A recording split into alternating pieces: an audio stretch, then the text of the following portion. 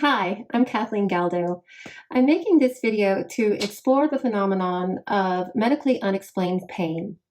Why is it that sometimes people have chronic physical pain even when the medical cause has resolved, has healed, or there might not even be a known medical cause?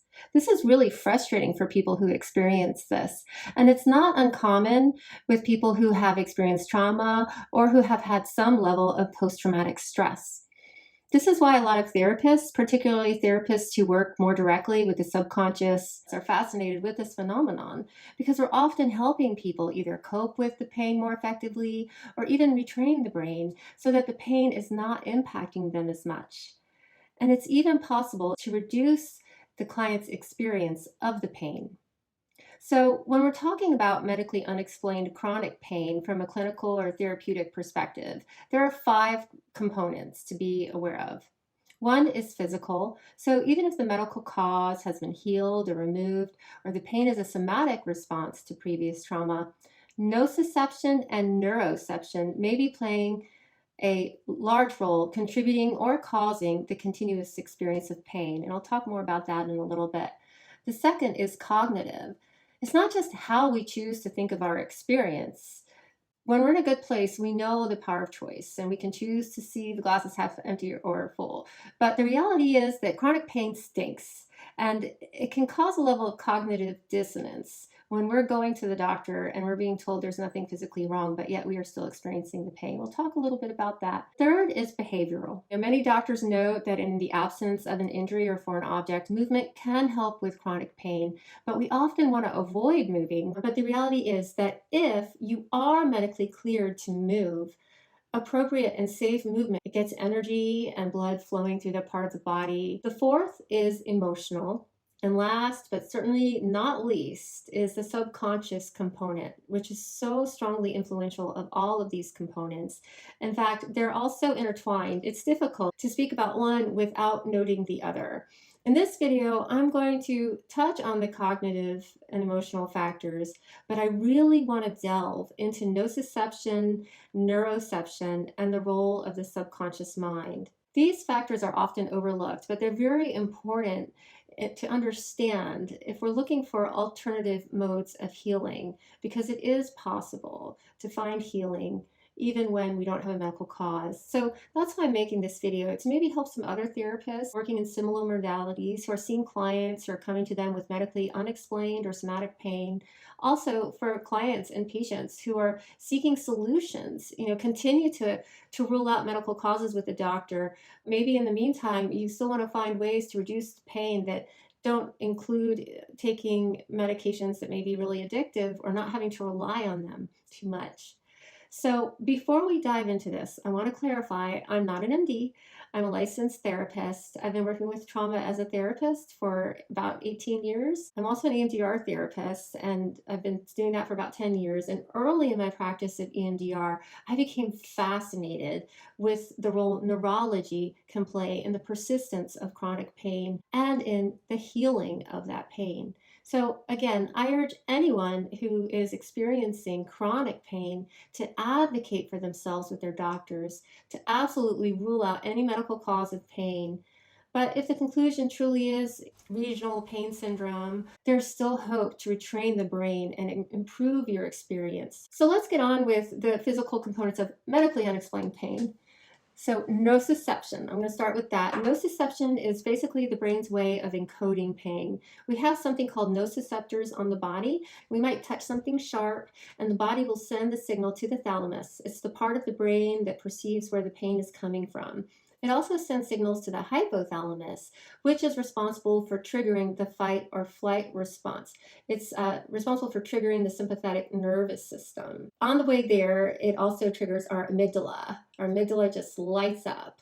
And this is where neuroception comes in. So the amygdala is a very emotional and physically reactive part of our brain that responds to danger.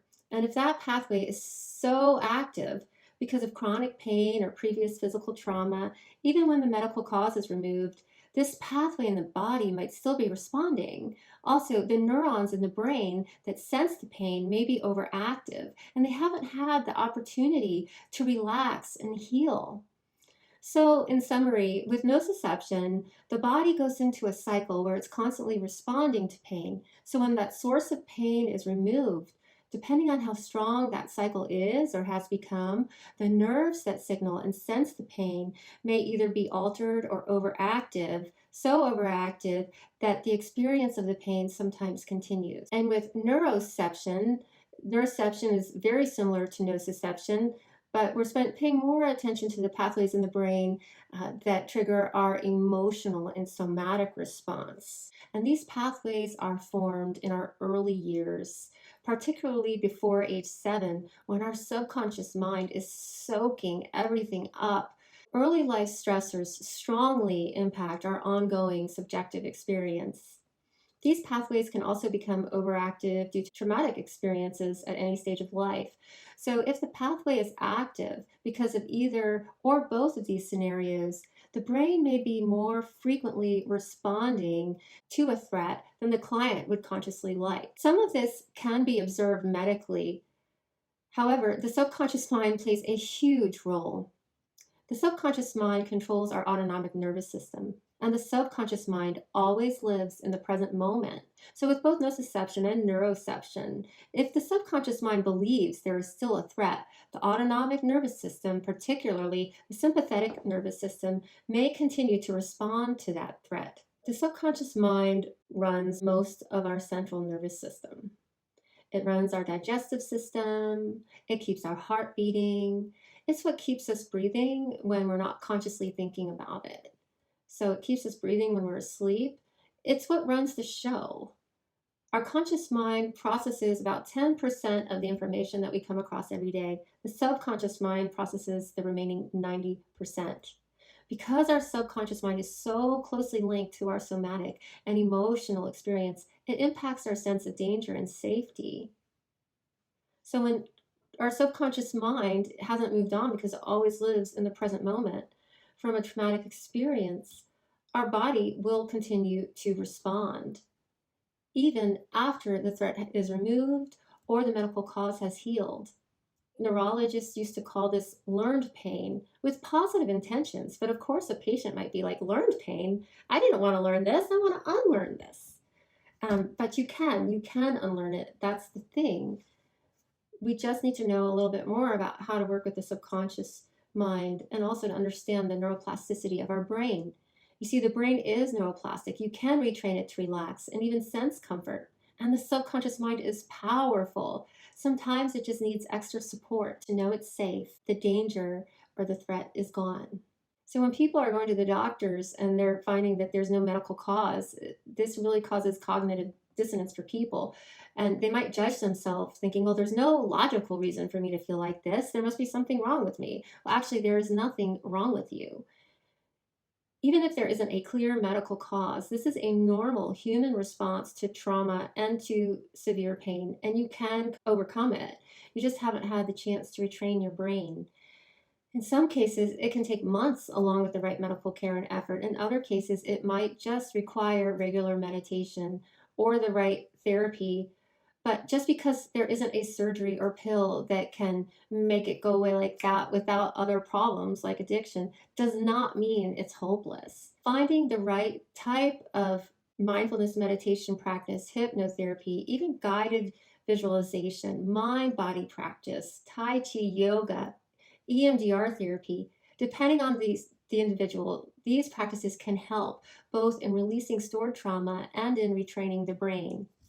It's normal to have the thoughts of nobody understands me, people don't believe me, I'm weak, there's nothing I can do. Just keep in mind, if the pain is even possibly related to past trauma, this is a normal response. The subconscious mind is still experiencing the pain or trauma on some level. The subconscious mind is very powerful, and you can use this power for healing as well. This is where working with trauma in a deeper way, like through hypnotherapy or EMDR or accelerated resolution therapy, can help. Even just finding the right meditative practice. If you don't have an EMDR therapist, just get a good social worker who you can trust and tell them what you're doing. Tell your doctor that you're meditating. These practices can help you to retrain the brain to relax and actually sense comfort rather than pain. And EMDR can be very helpful when there is neuropathy or complex regional pain syndrome that started with a traumatic event that also had an emotional impact. So it helps to adaptively process old stuck trauma. It limits the amygdala's interference in allowing the stuck information that's stuck in the central nervous system and the hippocampus to process up into the prefrontal cortex, where we're able to organize and adaptively process information. And our prefrontal cortex, when we're able to step back and observe and recognize that we're safe, and then we can send that message to our subconscious because the amygdala and the reactive brain are no longer interfering in that release and that communication. Everybody responds a little bit differently, but releasing that trauma can make a huge difference in one's ongoing somatic experience. And hypnotherapy is also a great therapy. You can combine it with EMDR on its own, especially if there's complex or early life trauma. Hypnotherapy can be a wonderful way to retrain the brain and let the subconscious know it's safe. And just a quick note, if you can't afford like an Andrea certified therapist or a licensed hypnotherapist, you can still use the power of the subconscious mind. Like I mentioned earlier, just get a caring qualified professional. And if they don't work with modalities that work with the subconscious mind, you can still tap into your own subconscious healing through meditation, through healing visualizations. In fact, I know I have a few books here. I mean, this is a nice one. Gerald Epstein, MD. He did a lot of this. He did a lot of healing visualizations. I'll put some resources at the end of this video. But guided meditations are phenomenal, and they might not replace individual therapy, but if you find a few that you connect with and use them regularly, you can begin to retrain your brain. You can let your subconscious mind and body more easily notice feelings of comfort and calm. And let your doctor or your social worker and or both of them know what you're doing and ask them for resources. This is really helpful to people who experience chronic pain, who maybe don't want to rely on pain medication, or those who've been told it's learned pain and there can't be anything done about it. There is hope. It does take patience. It does take determination. And of course, if you're dealing with earlier trauma or PTSD, it does take trust working with a therapist on the subject, but there is hope. For a lot of times, addressing physical pain, complex pain syndrome, things like tinnitus and phantom limb pain, if you're working with a therapist, sometimes it does take creative visualization because you do want to work with the subconscious mind. And the subconscious mind is very abstract. It communicates often with symbols. It constantly lives in the present moment. So in order to connect with the subconscious mind, it does take a leap of faith for a lot of people to think in these abstract terms. But if you're willing to give it a try, if you're willing to be open to using the creative and abstract thought processes that may be indicated during certain EMDR, creative visualization, or hypnotherapy protocols, you're much more likely to enter into that place where you can heal the subconscious mind, connect with the subconscious, and let your body and your mind know that you are safe, that you are healing, that you are okay. So thank you for listening. I hope this was helpful, and I'll attach some more resources at the end of this video. Bye now.